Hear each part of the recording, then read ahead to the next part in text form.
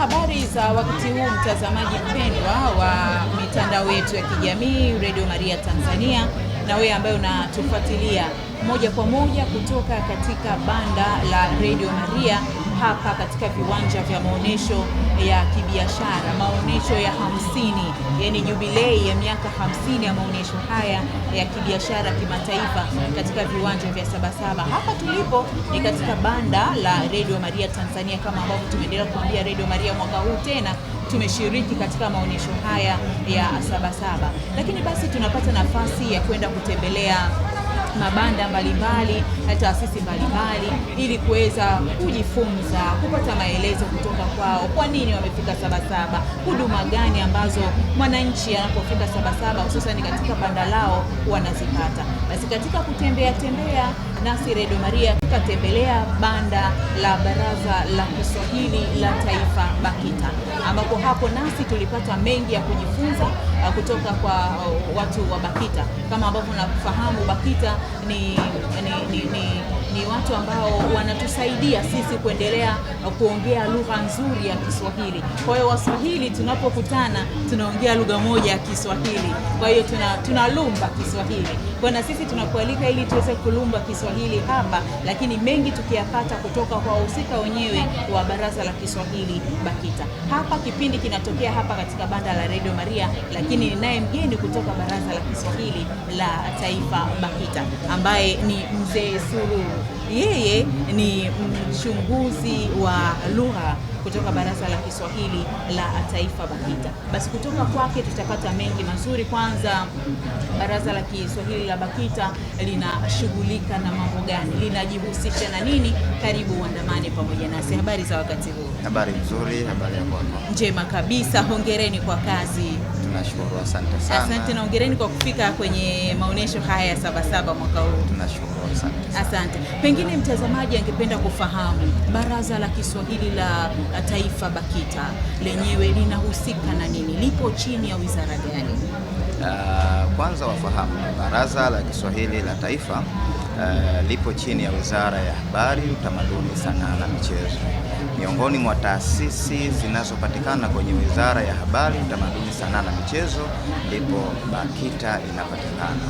Na BAKITA ni taasisi ya lugha kama inavyojieleza, Baraza la Kiswahili la Taifa. Kiswahili ni miongoni mwa lugha, tena lugha kubwa kabisa. Na tukienda ndani zaidi tunafahamu kule kwenye Wizara ya Habari, Utamaduni, Sanaa, pale kwenye utamaduni pale ndio tunakuja kuipata hii lugha. Kwa hiyo Baraza la Kiswahili la Taifa ambalo BAKITA, sisi lengo letu kubwa ni lugha ya Kiswahili. Kwenye lugha hii ya Kiswahili ni kuikuza na kuiendeleza. Lugha ya Kiswahili tuikuze na kuiendeleza ndani na nje ya mipaka Tanzania. Sasa kama baraza, sisi BAKITA tunapokuwa ndani ya taasisi yetu, ni majukumu gani huwa tunayafanya? Pale tuna majukumu mbalimbali. Moja kati ya majukumu, pale tunahariri vitabu. Tunafahamu kwamba kuna waandishi mbalimbali wa vitabu vya lugha ya Kiswahili, na hapa nazungumzia kitabu kinachoandikwa kwa lugha ya Kiswahili, si lazima kiwe kinahusiana na mada za Kiswahili. Kwa hiyo sisi kama baraza huwa tunarekebisha baadhi ya makosa yale yanayojitokeza katika ule uandishi wa vitabu vyao. Lakini si hilo tu, Baraza la Kiswahili la Taifa tunahusika pia na suala la kufanya tafsiri. Tunafanya tafsiri mbalimbali kutoka lugha ya Kiswahili kupeleka lugha nyingine ya kigeni kama Kiingereza, Kifaransa, Kichina, sawa na lugha hizo zinapokuja matini yake tunakuja kuyafasiri, kuyaleta katika lugha ya Kiswahili. Lakini haijatosha, baraza limekwenda mbali zaidi kwa kuandaa mafunzo mbalimbali. Huwa tunaratibu mafunzo mbalimbali ya lugha ya Kiswahili. Mafunzo haya huwa tunawalenga watumishi, wanaweza kawa ni wa umma au si watumishi wa umma, lakini wale wanaohusika moja kwa moja na lugha ya Kiswahili. Yawezekana hata wewe dada ukabahatika kupata hayo mafunzo, kwa sababu tuna mafunzo hata waandishi wa habari, kwa sababu tunafahamu katika eneo ambalo lugha inaweza kuharibiwa kwa haraka sana ni katika vyombo vya habari. Neno moja ukalikosea kwa sekunde tu inaweza kuathiri umma kubwa kabisa. Kwa hiyo huwa tunatoa hayo mafunzo, lakini pia tunafahamu sasa hivi huu ulimwengu namna tunavyokwenda nao, fursa ama ubidhaishaji wa lugha ya Kiswahili. Kwa hiyo tuna kozi maalum pale Baraza la Kiswahili la Taifa ya kufundisha Kiswahili kwa wageni, lakini pia kuimarisha stadi za kufundisha Kiswahili kwa wageni. Tuna vitabu mbalimbali ambavyo vimeandaliwa Baraza la Kiswahili la Taifa kwa lengo la kumsaidia mgeni asiyejua lugha ya Kiswahili ili aweze kufahamu hiyo lugha ya Kiswahili. Lakini sambamba na hilo, Baraza la Kiswahili la Taifa huwa tunaandaa istilahi, tunarusha katika mitandao ya kijamii kila siku istilahi, kwa maana kwamba tunawaelekeza watu. Tunafahamu sasa hivi tumeathiriwa sana na matumizi ya misamiati ile ambayo tulitohoa, mengine hatujaitohoa, tunaitumia kwa kuamini kama ndiyo Kiswahili. Mfano, leo hii mtu huwezi kumwaminisha kwamba nywila ndio password kwenye simu. Mtu akikwambia hebu nitolee nywila, hakuelewi, anakwambia hiyo ni password. Hakuna mtu ni wachache kidogo waliochimba kwenye lugha ya Kiswahili. Mfano, neno kama expired. Leo unatunua kitu unambia kimesha expire, lakini tuna neno la Kiswahili ambalo tunalisanifisha Baraza la Kiswahili la Taifa, tunatumia neno chotora, sawa. Lakini sio hilo, tuna hayo deadline, sawa, tunatumia neno makataa. Kwa hiyo tuna hayo maneno yote yanasanifiwa. Sasa hapa labda ni kazi zaidi, sasa hivi tunaenda katika mashindano ya haya mataifa ya Afrika, wanatumia AFCON, lakini mimi napenda kutumia Kiswahili. Mashindano ya mataifa ya Afrika, mashindano mataifa ya Afrika ambao ni AFCON. Kule kuna neno lao la kimombo natumia, ndio wanaunganisha, wanapata AFCON. Pale tuna misamiati mingi ambayo tunataka tutumie. Tuna neno vikure leo ambao ni video ya kumsaidia refa, lakini kule wanatumia VAR. Leo mashabiki wa mpira, wapenzi wa mpira, ukiwaambia refa amekwenda kuangalia vikure, hakuelewi. Lakini sisi kama Baraza la Kiswahili la Taifa ndio tuna wajibu wa kuwaelekeza watu. Ni machache katika majukumu, so nikisema niyaeleze yote hapa tutakesha. Na pengine kama ambavyo tunasema kwamba nyinyi Baraza la Kiswahili ndio mnatusaidia kurekebisha lugha ya Kiswahili. Tunaona kama ambavyo umesema, waandishi wa habari, watangazaji ndio wahanga wakubwa wa kibananga Kiswahili. Sasa ninyi kama wahusika wa Kiswahili mnawasaidiaje hawa waandishi wa habari na watangazaji ili katika kutangaza kwao, katika kuandika kwao, waandike Kiswahili kilichofasaha? Kwenye kuwasaidia tuna njia nyingi. Moja ni kama nilivyotangulia kusema awali, kwa maana kwamba tuna mafunzo. Haya mafunzo yanakwenda kwa vipindi, yaani hakuna mafunzo yanayofanywa kwa kuunganisha watu wote taaluma tofauti. Tuna mafunzo kwa ajili ya waandishi wa habari, hiyo itakuwa ni waandishi wa habari tu.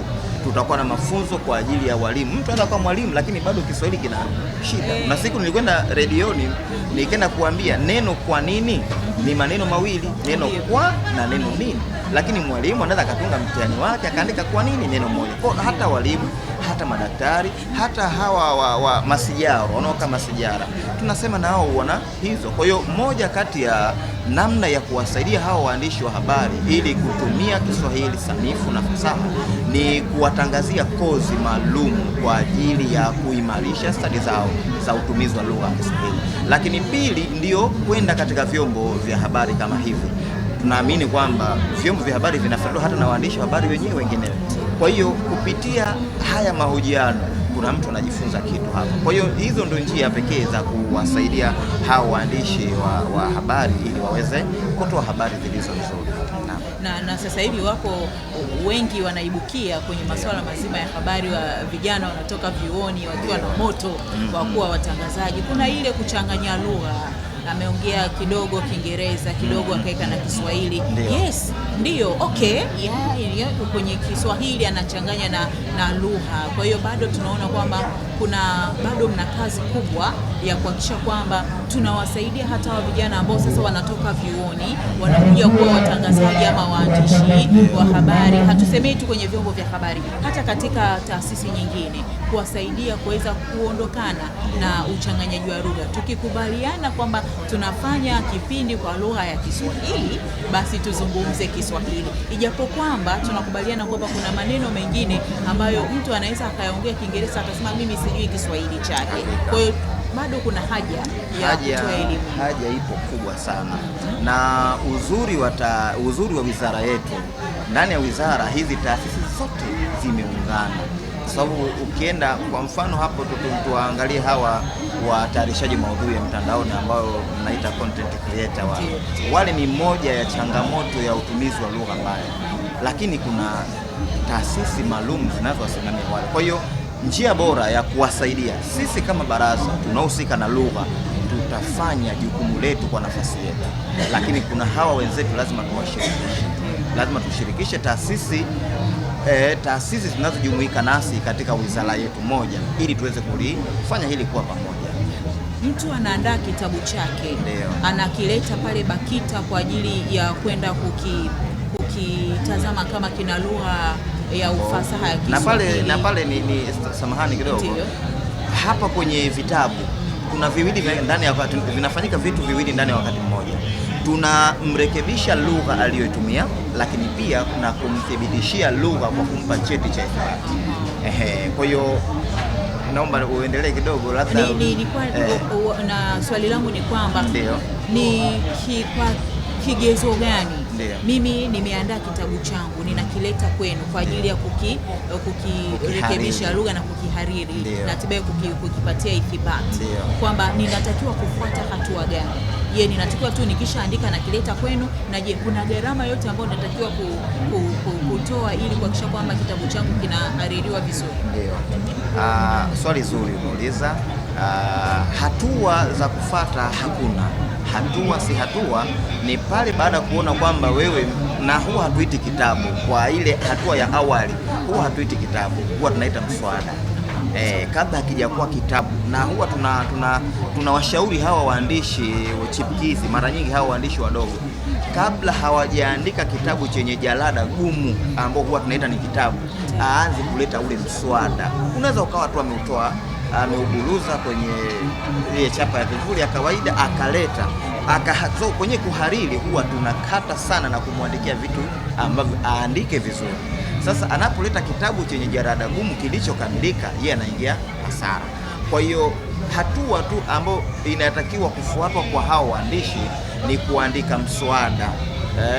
Mswada wa kitabu chake chenye kurasa zote zile anazokuwa tunahariri, mpaka vitabu vya watoto, vitabu ambavyo vilikuwa vina picha nyingi kuliko maneno. Huwa sasa yeye pale aandike kitabu ambacho kitakuwa na peji au kurasa anazozihitaji yeye mwenyewe, kisha ataleta barazani. Pale barazani anapoleta kile kitabu, utaratibu wa baraza kwa kazi ya kuhariri kitabu, ukurasa mmoja shilingi 5,000. Lakini na hiyo pesa hailipiwi mkononi. Tunafahamu taasisi za serikali, anakwenda ofisi ya mhasibu, anatengezewa namba ya malipo. Baada ya kutengezewa namba ya malipo analipia. Baada ya kulipia anarudi na risiti kwetu, nimeshalipia kiasi fulani. Pale sasa ndipo sisi tunamfanyia ile kazi yake. Baada ya kumfanyia ile kazi yake, yeye tutampigia simu aje kuchukua ile kazi yake. Baada ya kuchukua, maana yake yeye akaweke marekebisho tuliompa sisi, so tayari atakuwa nayo katika ile ya kawaida. Ndio sasa baada ya kuleta marekebisho kashayaingiza yote, atarudisha tena ule mswada. Pale anaporudisha, sisi tunakuja kuupitia kwa mara ya pili, tukiwa na miswada hii miwili, ule wa awali na ule mpya, wa kuangalia je, yale yote tuliyompa amerekebisha. Ikiwa amerekebisha, pale tunamgongea muhuri wa Baraza la Kiswahili la Taifa na kumpatia cheti cha ithibati. Na ndo viti vile, kama unaangalia vitabu ambavyo vimekamilika, huwa kinabandikwa pale juu, baada ya gamba la kwanza pale kunakuwa na cheti cha ithibati. Kwa hiyo utasoma cheti cha ithibati, lugha iliyotumika ni sanifu. Na watu wanaleta wengi sana wanaleta. Sasa tuko hapa Sabasaba na ninyi Baraza la Kiswahili na banda hapa Sabasaba. Mimi mwananchi ninayetoka nyumbani nina mawazo ya kuja Sabasaba, halafu nimesikia kwamba Baraza la Kiswahili wana banda. Ninapofika pale bandani ninapata huduma ama huduma gani mnazitoa pale bandani? Tuna huduma nyingi sana. Kama huyu mwananchi anapotoka nyumbani anasema naenda Sabasaba kwa ajili ya maonesho ya kibiashara, ndivyo anapokuja huku kwenye banda letu tunamuonesha. maonesho tunayoyafanya ni maandiko. Sisi sasa hivi barazani tumekuja na maandiko, kwa maana kwamba tumekuja na vitabu mbalimbali vinavyohusu lugha ya Kiswahili. Vitabu hivi vimegawanyika kimaudhui, kwa maana kwamba vimetofautiana. Pale barazani, pale kwenye banda letu tuna kamusi kuu ya Kiswahili toleo la 3, kwa maana kwamba hili ndio toleo la mwisho. Tuna toleo la kwanza lilitoka 2000 na ngapi huko nyuma, hili toleo jipya la 2023 nafikiri limetoka. Kwa hiyo kuna kamusi kuu ya Kiswahili, kuna kamusi kwa shule za msingi inapatikana kwenye banda letu, lakini kuna kitabu cha istilahi za Kiswahili. Hichi kitabu tunasema ni kile kitabu ambacho kinakusanya msamiati mbalimbali katika muktadha mbalimbali. Unapokuwa ofisini kuna msamiati, unapokuwa shambani kuna misamiati, unapokuwa barabarani kuna misamiati. Kwa hiyo kuna mtu atafahamu kumbe, kuna misamiati ya michezo, anakwenda kuangalia msamiati ule wa michezo, anakwenda kuona. Lakini si hivyo tu, tunafahamu sasa hivi Kiswahili ndiyo lugha inayoshika hatamu sana kwenye kukua. Sasa tuna vitabu viwili kwa ajili ya kufundisha Kiswahili kwa wageni. Tuna kitabu kinaitwa Furahia Kiswahili kwa wageni. Tuna kitabu kinaitwa Mwongozo wa ufundishaji wa Kiswahili kwa wageni. Hichi kimoja ni kwa ajili ya mwanafunzi ambaye hajifahamu kabisa lugha ya Kiswahili. Inaweza kuwa ni Mchina, inaweza kuwa ni Mzungu, inaweza kuwa ni yeyote yule. Asiyefahamu lugha ya Kiswahili, akikipata kitabu hiki anaweza kujifunza yeye mwenyewe. So ndani ya kile kitabu kuna ule msimbo wa kuangalia ile sauti, kuweka pale, kusikiliza sauti ya yule mwalimu anayekufundisha. Sawa? Lakini kuna hichi kitabu kingine cha Mwongozo. Hichi mara nyingi inakuwa ni cha mwalimu anayemfundisha mwanafunzi asiyefahamu lugha ya Kiswahili. Kina hatua ya awali, ya kati na ya juu. Lakini pia tuna maandiko mengine pale, tuna maneno na misemo ya kila siku yaliyokuwapo katika lugha ya Kiswahili, Kiingereza na Kifaransa. Kuna maneno na misamiati ya kila siku, ya maneno na misemo ya kila siku kwa lugha ya Kireno pale ipo, Kiingereza, Kiswahili. Kwa hiyo tuna maandiko mengi. Kwa hiyo huyu mdau, huyu mwananchi anayetoka nyumbani akafika kwenye banda, akafika kwenye hapa tuwaelekeze hawa wananchi hawa, anapofika viunga hivi vya Sabasaba, aulizie eneo linaloitwa kijiji au vijiji vya wizara.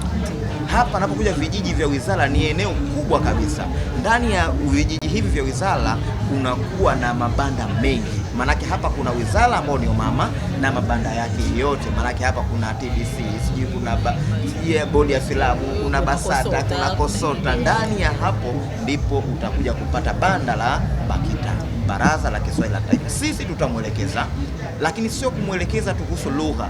Tutamwelekeza lugha tunayotumia. Jamani, wananchi, nyinyi mnatumia maneno, mnaweza kusema jamani, nazungumzia juu ya umaskini. Neno juu ya kwenye Baraza la Kiswahili la Taifa hatulikubali kutumika kule kurejelea umaskini. Juu ya ni hapa, kikombe kipo juu ya meza, hili ndio linalokubalika. Hii simu ipo juu ya meza, inakubalika. Lakini sio unazungumzia juu ya umaskini.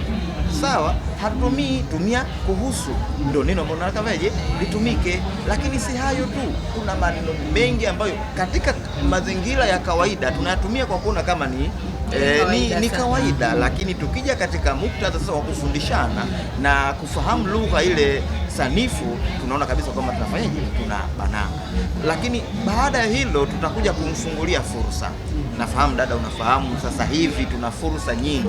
Hii leo ninavyokuambia ni tarehe 4 leo, ndivyo? Leo ndio siku inayofunguliwa kongamano la Kiswahili la kimataifa Ufaransa. Leo Baraza la Kiswahili la Taifa, katibu mtendaji na wadau wengine pamoja na watu wa Wizara ya Habari, Utamaduni na Michezo wako Ufaransa, wanafungua kongamano kubwa la kimataifa. Fikiria, kongamano hilo lipo Ufaransa, jijini Paris. Manake nini? Manake Kiswahili sasa kinapasua anga, kinakuwa.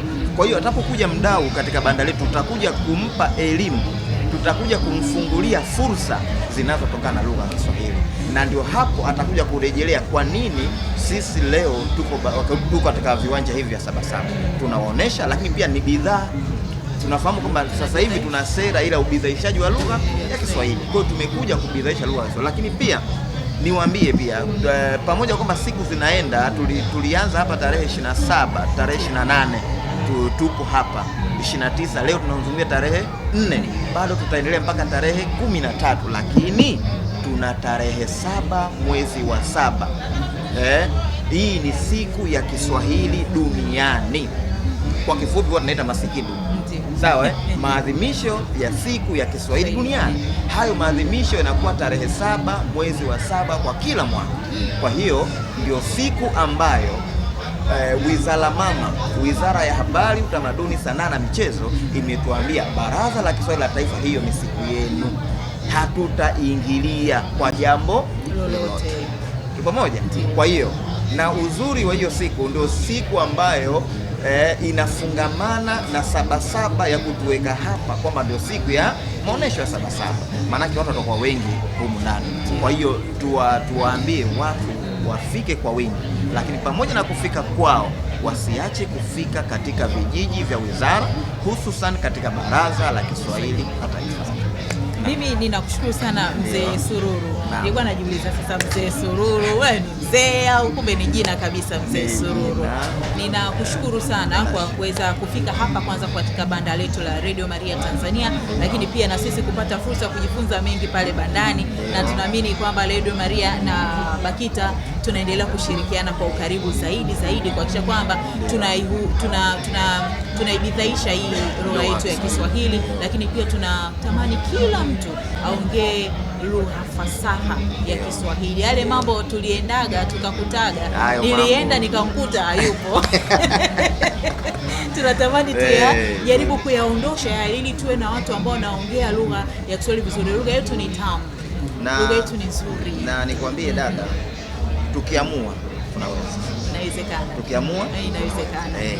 Ni swala la muda. Ni swala la muda. Lakini mpaka hapa tunapiga hatua, tunaona wengi sasa wanaanza kuibuka kwenye Kiswahili, wanapenda Kiswahili. Na hata tunaona wageni tunashuhudia wanapenda kuzungumza. Hata hivyo tayari wageni wengi waliokuja tuliowapokea pale walikuwa wanajaribu kuuliza fursa. Hivi kuna mzee mmoja leo asubuhi alikuja akasema vijana wamepoteza fursa, lakini anasema kesho nitakuja na vijana wangu.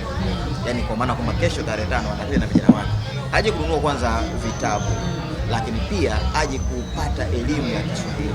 Anakwambia Kiswahili ni fursa, kwa sababu katika lugha zinazokuwa kwa kasi sasa hivi ni lugha ya Kiswahili. Mpaka UNESCO wenyewe wametia timu. Asante. Basi una wito gani kwa mwananchi?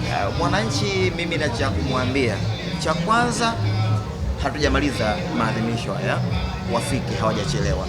Leo tarehe 4, tarehe 5, tarehe 6 mpaka tarehe 13 tuko ndani, hawajachelewa, wafike kwa wingi. Na si lazima kununua, kupata tu elimu. Kumbuka haya ni maonesho, sisi tunaonesha bidhaa, tunaonesha fursa, tunampa elimu. Kwa hiyo mwananchi wa kawaida afike, asiogope, afike aje kuona fursa.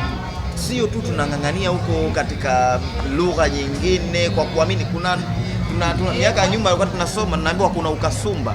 Ukasumba ni ile hali ya kuthamini cha mwenzako kukiona bora kuliko cha kwako. Na sasa hivi ukiongea Kiswahili mbele za mwingine wanakushangaa kwamba yeye anaongea hajui Kiingereza au Kiswahili. Kwa hiyo basi jamani, Waswahili, lugha yetu ni tamu. Kwa hiyo na kama sisi ni Waswahili, tuipende lugha yetu adhimu ya Kiswahili. Mimi naomba nikushukuru sana Mzee Sururu kwa kufika hapa na kutupatia elimu hizi. Nami nashukuru kwa ukarimu wenu.